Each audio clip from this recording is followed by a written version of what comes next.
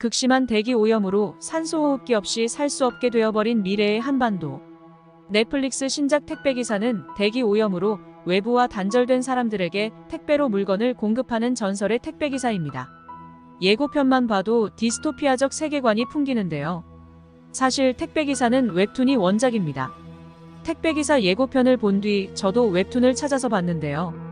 작품의 배경은 2071년 대기오염으로 황폐해진 디스토피아 서울입니다. 지금부터 약 50년 뒤인 셈인데요. 웹툰의 내용은 대기오염으로 인한 인류의 삶과 그로 인해 나누어진 난민 계급과 일반 계급으로 구분되는 사회상을 그리며 그 속에서 택배기사 5-8은 생존에 필요한 산소와 필수물품을 배달하면서 벌어지는 이야기를 그립니다. 그와 함께 필수물품을 독점하는 천명그룹과 대항하는 이야기이죠. 오늘은 이 드라마의 설정이 되는 산소와 지구온난화 그리고 디스토피아 세계관에 대해 알아보겠습니다. 산소를 사게 되는 날이 올까? 저는 이 드라마 예고편을 보면서 궁금해졌습니다. 정말로 산소를 사는 날이 오지 않을까? 하는 것이었죠. 사람을 비롯해 모든 호기성 생명체의 세포호흡에는 산소가 필수적이죠. 산소가 부족하면 세포는 정상적인 생명활동을 하지 못하죠. 공기 중의 산소는 약 20에서 21% 정도이며 지구에서 생성되는 산소의 약 70%는 해양 조류 및 식물에 의해 생성된다고 합니다. 도시의 공기는 날로 오염돼 건강한 삶을 위한 조건이 점차 악화돼 가고 있는 상황이죠. 그런데 여러분, 이미 중국에서는 2019년부터 산소 한 캔 13,500원에 산소 한 봉지는 1,600원에 지금도 팔리고 있다고 합니다. 미세먼지가 심해진 중국에선 이미 이렇게 팔리고 있다니 놀랍네요. 사실 물을 사 먹게 될 것이라곤 생각하지도 못했지만 지금 우리는 물을 사 먹는 시대에 살고 있죠.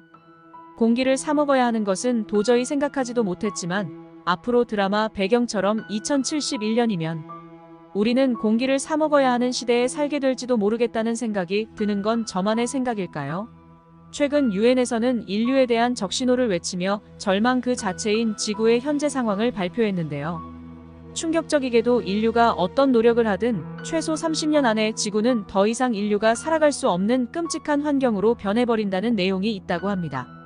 2022년 11월 안토니우 구테우스 유엔 사무총장은 지구가 기후지옥으로 향하는 가속 페달을 밟고 있는 상황인 만큼 이제 인류는 집단 행동 혹은 집단 자살의 길을 선택해야 하는 심각한 상황이라고 말했다고 합니다.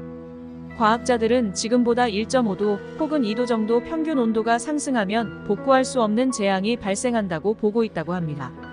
2022년 기준 지구의 평균 온도는 산업혁명 이래로 이미 약 1.1도 상승해 있는 상태로 지금의 지구 가열 속도대로 간다면 사실상 2030년이 되기도 전에 1.5도를 넘어버릴 뿐만 아니라 세기 말 무렵에는 무려 2.7도가 상승해 지구 대재앙이 닥칠 거라 예측되고 있는 상황인데요. 영국의 물리학자 스티븐 호킹 박사는 생전에 지구 온난화가 임계점에 이른다면 결국 지구는 기온이 250도가 넘고 황산비가 내리는 금성처럼 변할 것이라고 예언한 적이 있습니다. 실제로 국제기구와 과학자들이 내놓은 수치로 예상하는 2050년에는 물을 마음껏 마시거나 제대로 씻을 수 없는 인구가 50억 명을 넘어서게 되고 폭우와 가뭄이 극심해지면서 이재민도 급격히 늘어날 거라고 하는데요. 또 온도 상승으로 인해 녹아내린 빙하로 해안 도시가 침수되며 수억 명의 인명피해가 일어나게 된다고 합니다. 그런데 심각한 문제는 이 모든 징후가 이미 나타나고 있다고 합니다. 최근에는 이미 극지방의 여름 최고 기온이 38도까지 올라가면서 빙하와 영구 동토층이 급속하게 녹아내리고 있는데요. 이로 인해 빙하 속에 봉인돼 있던 치명적인 바이러스 세상으로 방출될 수 있기 때문에 많은 과학자들이 이미 이 사태를 우려하고 있는 상황이죠. 이에 대한 해결책으로 유엔에서는 화석 연료 사용을 줄이는 수준이 아니라 지금 당장 전 세계에서 화석 연료 사용을 아예 멈춰야 한다고 발표했습니다. 사실상 인류가 지금부터 아무것도 안 해도 지구온난화를 현재로서는 되돌릴 수 없다고 하는데요. 기술이 발전으로 이를 극복하기 위해 노력하고 있는 것으로 알려져 있습니다. 이러한 사실적 배경 위에 택배기사는 2071년 대기오염으로 망가진 한반도 위에 필수 생필품 산소를 배달하는 택배기사의 이야기를 풀어나가는데요.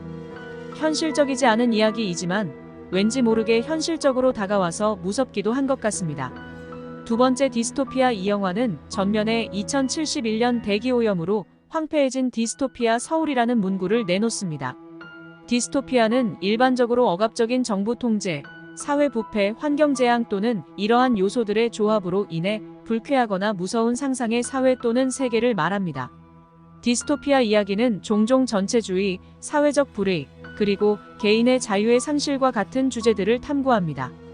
개인적으로 넷플릭스 신작 택배기사 예고 영상을 보고 떠오른 영화는 매드맥스와 만화 북두신권이었습니다. 매드맥스 영화 시리즈는 자원 고갈, 환경재앙, 사회 붕괴로 인해 사회가 붕괴된 디스토피아 세계를 그립니다. 이 세상에서 생존을 위한 투쟁은 잔인하고 끊임없는 것이며 생존을 위한 유일한 방법은 강하고 무자비해지는 것입니다. 핵전쟁으로 멸망한 근미래. 시타델이라 불리는 곳에서 얼마 남지 않은 물과 식량을 독차지한 독재자 임모탄조. 자신의 전사들인 워보이를 신인류라고 부르며 겨우 살아남은 사람들을 지배하며 아내와 아들을 잃고 오직 살아남기 위해 사막을 떠돌던 맥스는 임모탄의 부하들에게 납치되어 시타델로 끌려오고 임모탄의 철권 통치와 폭정에 반발한 사령관 퓨리오사는 임모탄의 부인들을 데리고 도망가며 임모탄 조와 대결을 벌이는 내용이죠.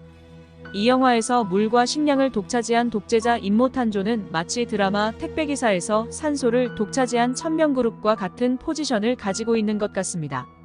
만화 북두신권은 핵전쟁이 지구를 황폐화시킨 후 종말론적 세계를 배경으로 합니다. 이 디스토피아 세계에서는 자원이 부족하고 사회가 붕괴되어 강자들이 약자를 잡아먹게 되었습니다. 이야기는 황무지를 떠도는 강력한 무술가 켄시로가 질서와 정의를 회복하기 위해 노력하는 것을 따라갑니다. 디스토피아 사회는 약자와 무방비자를 착취하는 군벌과 갱단에 의해 통치됩니다. 켄시로는 그의 무술 기술과 파괴적인 효과를 일으키기 위해 상대의 몸에 압력점을 가하는 그의 특별한 능력을 사용하여 그들과 싸웁니다. 이 만화책은 폭력과 잔인함이 일반적인 세상을 그리고 있으며 살아남는 유일한 방법은 강하고 무자비해지는 것입니다. 종말론의 생존자들은 음식과 물을 찾아 헤맬 수밖에 없고 강력한 군벌과 갱단에 의해 공격당하거나 노예가 되는 것에 대한 끊임없는 두려움 속에서 살아갑니다. 전반적으로 북두신권 인류가 생존과 공격이라는 가장 원시적인 본능으로 전락한 디스토피아 세계를 보여줍니다.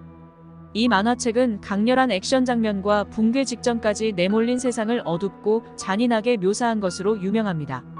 넷플릭스 신작 택배기사도 2071년 붕괴 직전까지 내몰린 어두운 세상의 유일한 계급 상승은 오직 택배기사뿐인 세상이고 난민과 일반인으로 나눠지는 계급 사회에서 난민인 4월은 택배기사가 되어 일반인이 되는 것을 꿈꾸는 내용입니다. 결국 디스토피아적 세계관과 현재도 눈에 보이지 않는 계급 사회를 은유적으로 표현하며 일반인과 난민, 그리고 일반인을 꿈꾸는 난민의 이야기를 그립니다. 어떤 그림으로 그려질지 궁금하네요. 재미있게 보셨다면 구독, 좋아요는 큰 힘이 됩니다. 시청해주셔서 감사합니다.